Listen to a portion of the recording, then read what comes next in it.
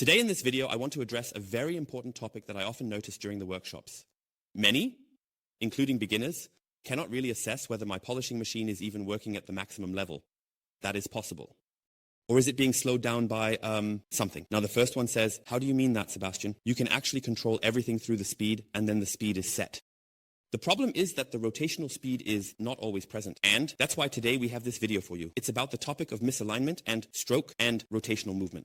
Why this is so extremely important, especially with an eccentric polishing machine, I have brought along a few representatives and I will show you today in this video why this is so important.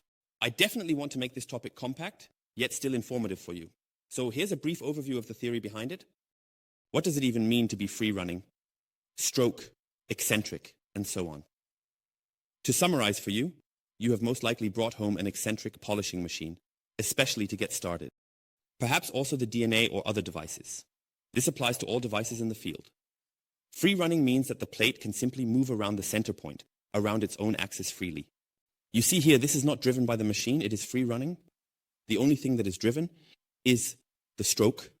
This means that in this small area, the whole system is set into a kind of imbalance internally. In a way, in a small stroke range, 15 meters, 8 meters, 9, 10, and whatever else there is. And through this small stroke movement, through this very small rotational movement, the support plate begins to rotate. That is what you essentially use to polish. When I operate the machine, you can see here that I can hold it a bit with my hands. Of course, only to a certain extent, because at some point I can't do it anymore as it starts to hurt too much. But you see here, the machine was running, but the support plate didn't move at all. I don't want to go any faster, I want to keep my hand. But you have seen well that this is not being driven. There are machines that are inherently driven. This means that this movement is completely driven by the mechanics. However, the majority of the machines are truly free running. These force-driven machines are indeed very special. There is also the Makita, which can be adjusted, but that is also a very specific machine. I would always recommend starting with an eccentric polishing machine. And now, so to speak, the entire stroke movement is driven here inside, causing the support plate to start rotating. And with that, we have our polishing performance. The larger the stage you choose on the eccentric polishing machine, the faster that area inside also rotates. And this makes it easier for the support plate to start moving freely. The higher the setting, the faster it spins. That's why I'm making this video for you, because I've seen many people online and in workshops not even realize that their support plate is standing still. You can take a marker or a whiteboard marker, depending on what you have at home. It is important that you can see this well in contrast on the surface. You can also somewhat recognize it through these logos or recessed holes here, but the simplest way is to make a small mark here. I would say about 1 centimeter wide. That's your machine. You can do that without any problems. If your support plate is black, then use a white marker. You can also mark your pads. That's not a problem at all. We can additionally do this to ensure that it holds completely. Now we have a nice marking on it. Please make the marking only on one side, either on the support plate or on the pad. Ideally, it should be on the support plate as you always have it attached to the machine. You don't need to fully cover the pads, but I wanted to show you both variations. And now, let's polish and see how it looks. So now we will go with the machine onto the paint and we will start this whole process at level 1.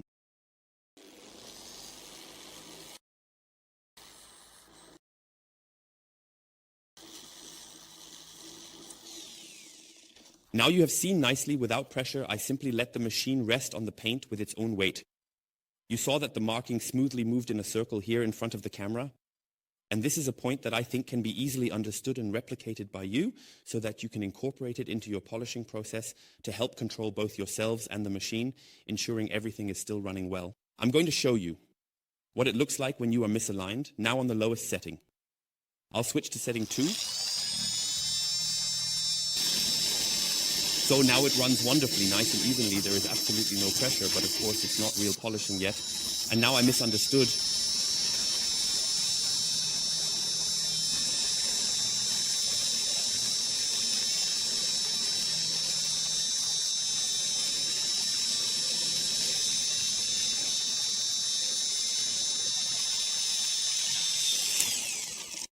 I think it was very clearly visible. The marking becomes clearly visible, remains fixed at one point, and the whole thing is no longer in rotational movement. That was stage 2. Normally we polish at significantly higher stages, and you will also see now that this stopping does not always happen immediately. But if you tilt it significantly or overload it, and you should not only check this with a 125 plate, but also with 75, 50, 38, 30, and whatever else is available, we will get to that shortly. Now let's start at a very high setting, and I'll show you how it looks when you tilt it.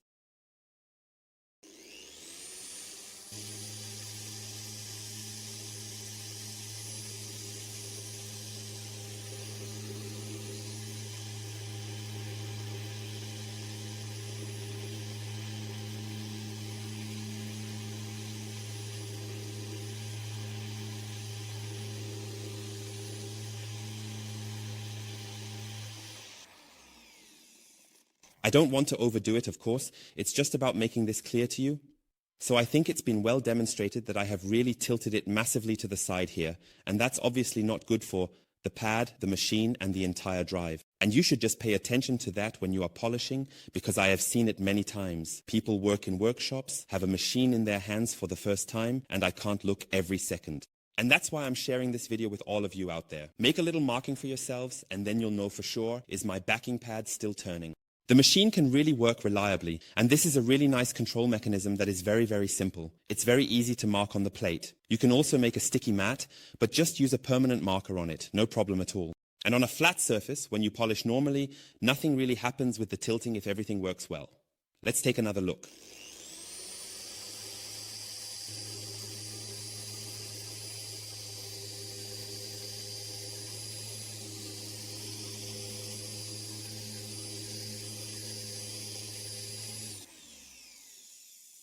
I have also pressed a bit harder in between. The A9, for example, completely handles it without any issues, so it has no problem with that at all. However, if you still tilt it while on a high setting, it will also stop.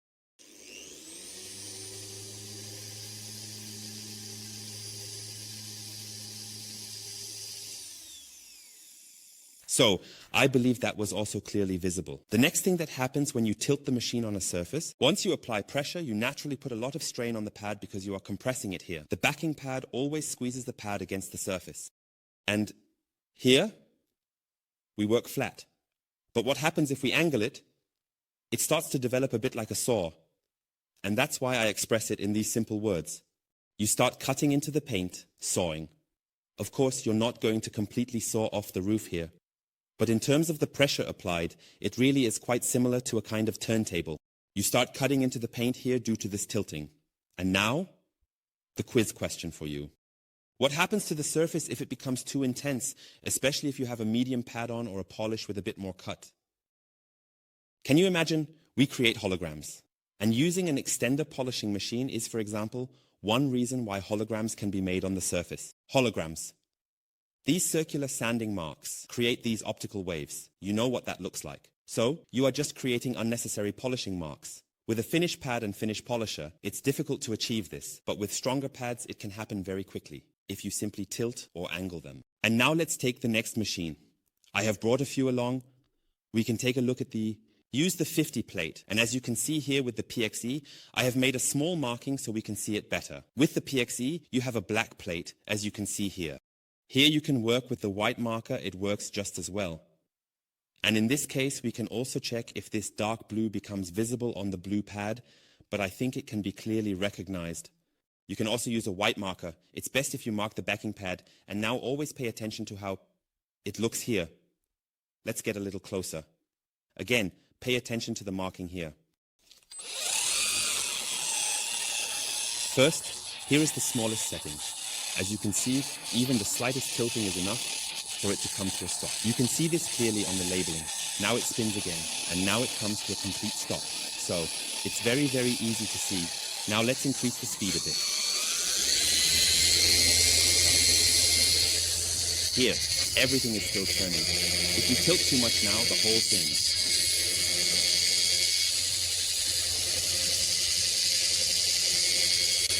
It immediately stands still, and I didn't even press down hard. I just tilted the machine downwards without applying any pressure. I see this quite often when people polish, for example, column A, column B, column C.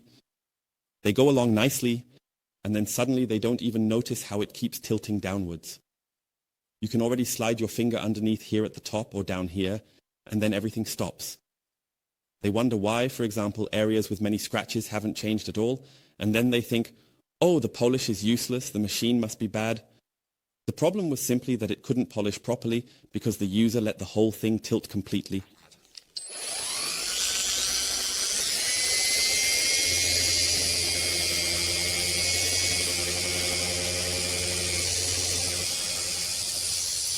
I was already at the highest level, and with the PXE it's really easy to tilt it, and then the entire rotational movement just stops. So I didn't press or anything. It goes super fast, and that's why my tip is to make a marking either on the support plate or on the pad to help you control that this kind of thing doesn't happen. Because you are polishing all the time and wondering why the polishing performance is just really poor, and this is the case with all machines when the support plate can no longer rotate freely. Let's take another look at a machine with a 38mm support plate. The same applies to the Evo Mini. So as soon as you tilt the machine, the rotational movement stops. Let's take a look at this here. Here we have the case of the smallest setting, 1. Even with the slightest tilt, it stops immediately. Let's move on to the highest setting. So as soon as we tilt it, and it really is extremely little,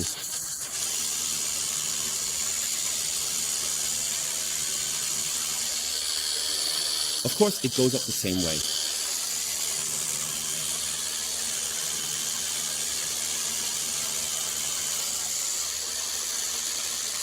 So it's okay again, and as soon as I tilt it a bit, everything stops. So definitely pay attention to that, and that's why you should make a marking on the support plates. Yes, what a small line or a small mark with tape can achieve to simply support you in the polishing process. This also applies, of course, because we didn't include it in the video, for the 30mm plate, where it goes even faster, and also for the 75mm. I don't need to show you this for every pad because the same principle applies to all. If you apply too much lateral load by tilting it, whether upwards or downwards, the support plates will stop. This is simply a disadvantage of the extender polishing machines, and this applies not only to curved surfaces, like here for example, or roofs with these curves, but it also applies to concave surfaces. For example, if you have a power dome where you polish up high, when you polish near an edge or a raised area, the pad also makes more contact from the side. You go up here, come against the pad, and then you have the problem that the pad has to hit somewhere on the side, and then of course the whole thing can no longer be nicely brought into rotation.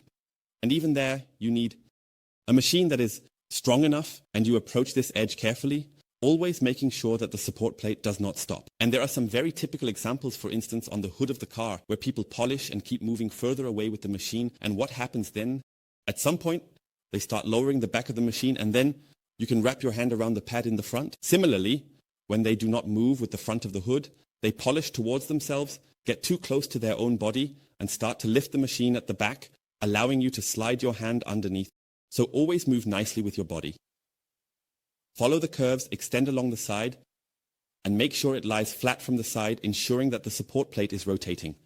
A very simple trick is to mark it with tape or a marker. Give it a try, and maybe you'll notice with the small machines as well. I hadn't really noticed it before. I always wondered why the performance at the end wasn't what I had hoped for. It might be because the support plate hasn't been rotating properly 80 or 90% of the time. Feel free to test it out. Yours, Sebastian. Until next time. Ciao.